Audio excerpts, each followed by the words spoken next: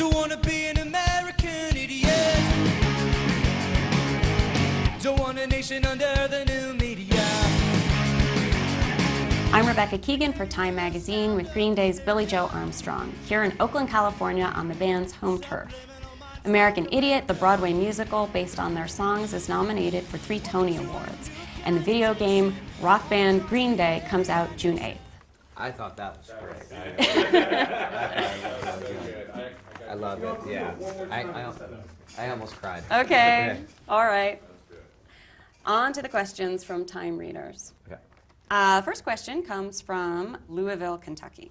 How do you respond to people who say that Green Day isn't punk anymore? Have you changed your style in response to naysayers?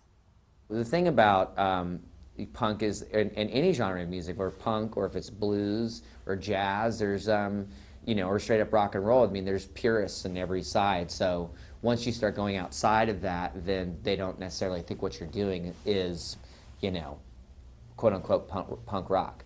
But for me, I want to be a great songwriter. So, I mean, my range of songwriters, my favorites goes for anywhere from, someone, a band like the Sex Pistols to all the way to like Lennon McCartney. So, that's what Green Day is. There are no rules. This question comes from Caitlin C. in Independence, Kentucky. She asks, what bands have influenced you? When I really first started getting into music that mattered for me, I would say a lot of Minneapolis bands like Husker Du and the Replacements, and then I think it would be like after that the Ramones, or and then the local punk rock scene that we came from in Berkeley, which was bands like Operation Ivy and Crimp Shrine, and this great record a compilation called Turn It Around, which was like the first sort of wave of the Gilman Street punk band that was coming out of there. So that was a pretty big record for me. Chrissy Kay in Bedford, England asks, what made you want to have a Broadway musical adaptation of American Idiot? When we were first doing American Idiot, while we were making it, we always thought it was something very theatrical, and it had a storyline to it. So we always thought it should be staged somehow, whether it be in the theater or whether it wouldn't be. We really didn't know how it was going to come up. So when Michael Mayer, who's he did a musical called Spring Awakening. When he called, we took that call immediately. Television dreams of tomorrow. We're not the ones meant to follow. Boy, that's enough to argue. What's that been like for you to see your songs on stage like that? It's been surreal. I mean, it's been amazing to hear the different voices, especially hearing women sing your songs, which I didn't know that women sounded that good singing my songs. So. Do you know what's worth fighting for when it's not worth dying for?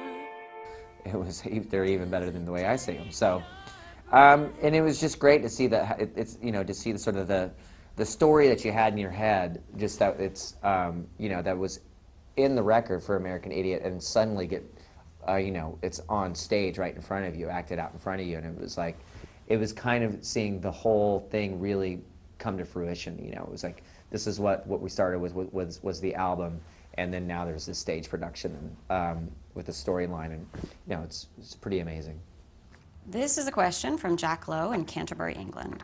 Do you think the musicians have a responsibility to try to have a social or political message in their music? I think the only people that should have a responsibility for singing about social issues or politics or anything like that are the ones that aren't fully about it, or the ones that aren't preaching. I mean, if you're going to write a song, a political song, it's got to come from the same place where you write a love song. It can't just be some empty rhetoric that you're in a bunch of finger pointing. You have to have yourself involved in it, So it's like when I, have a song like Don't Want to Be an American Idiot, I'm talking about myself and what's going on in my country at the same time. How do I fit into it, and how do I feel alienated from it at the same time? So it's it's self-deprecating, but it's also trying to empower yourself. This is actually our last question. Why do you never seem to age? Age? I age. I definitely age. Every single day, you know. As this time goes on, I'm aging. So, as soon as this is aired, it'll be in the past. So, I think trying to mentally keep yourself in a place where you still have excitement in your life, and something, and you're always in awe of something, and you're always have that thing about you where you're you know, dreaming the next dream.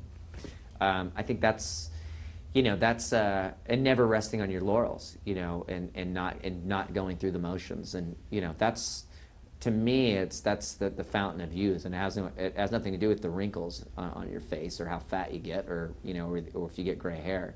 It's just your zest for life, really. Cool. Well, thank you very much. Sure.